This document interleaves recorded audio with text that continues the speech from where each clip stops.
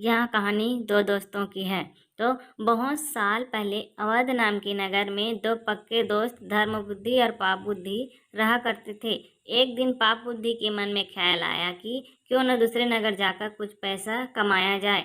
इतना सोचते सोचते पाप बुद्धि के मन में हुआ कि वो धर्म बुद्धि को भी साथ लेकर जाएगा, जिससे दोनों खूब सारा पैसा कमाएंगे और फिर लौटते समय वो धर्म बुद्धि से उनका पैसा किसी तरह से हड़प लेगा। अपनी चाल को पूरा करने के लिए उसने धर्म बुद्धि को दूसरे शहर जाने के लिए मना लिए। दोनों अपने नगर से खूब सारा सामान लेकर दूसरे शहर पहुंच गए। कुछ महीनों तक वहीं रहकर धर्म बुद्धि और पाप बुद्धि ने सामान को काफ़ी अच्छी कीमत में बेचा। जब दोनों ने अच्छी खासी रकम इकट्ठा कर ली तो दोनों एक दिन अपने नगर की ओर लौटने लगे। पाप बुद्धि अपने दोस्त धर्म बुद्धि को जंगल के रास्ते से लेकर आया। रास्ते पर चलते चलते पाप बुद्धि ने धर्म बुद्धि से कहा, मित्र देखो, अगर हम अपने नगर इतना सारा धन लेकर जाते हैं तो समस्या हो सकती है।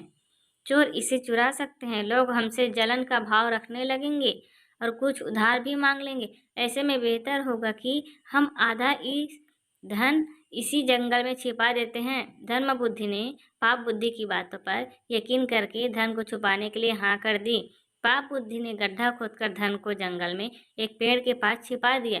फिर कुछ दिनों बाद अपने दोस्त को बताए, पाप बुद्धि मौका देखकर अकेले सारा धन उस जंगल से लेकर आ गया।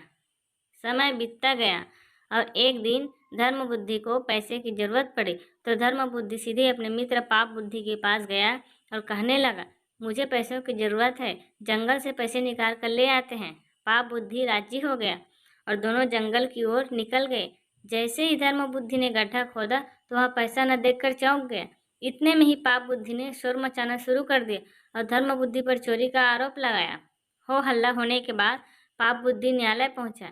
न्यायाधीश ने सारा मामला सुना तो सच्चाई का पता लगाने के लिए अपनी दिव्य शक्ति से परीक्षा लेने का निर्णय लिया। इसके बाद न्यायाधीश ने दोनों को आग में डालने का आदेश दिया। चतुर पाप बुद्धि ने कहा, अग्नि में हाथ डालने की कोई जरूरत नहीं है, खुद वन देवी देव मेरी सच्चाई की गवाही देंगे। न्यायाधीश ने उसकी बात मान ली। धूर्त पाप बुद्धि पास के ही एक सूखे पेड़ में छिप गया। जैसे न्यायाधीश ने वन देवता से पूछा कि आखिर धन की चोरी किसने की, तो जंगल से आवाज आई, धर्म बुद्धि ने चोरी की है। इतना सुनते ही धर्म बुद्धि ने जिस पेड़ की तरफ से आवाज आई उसी पेड़ को आग के हवाले कर दिया। आग लगते ही पेड़ से चिल्लाते हुए पाप बुद्धि बाहर निकला और झुलसी हालत में सारा सच बयां कर दिया। सच्चाई का पता चलते ही न्यायाधीश ने पाप बुद्धि को फांसी की सजा सुना दी और धर्म बुद्धि को उसके पैसे दिलवा दिए। कहानी से सीख, दूसरे के लिए बुरा सोचने वाले के साथ बुरा ही होता है। तो कैसी लगी आपको ये कहानी? प्लीज़ कमेंट करके ज़रूर बताना और चैनल को सब्सक्राइब कर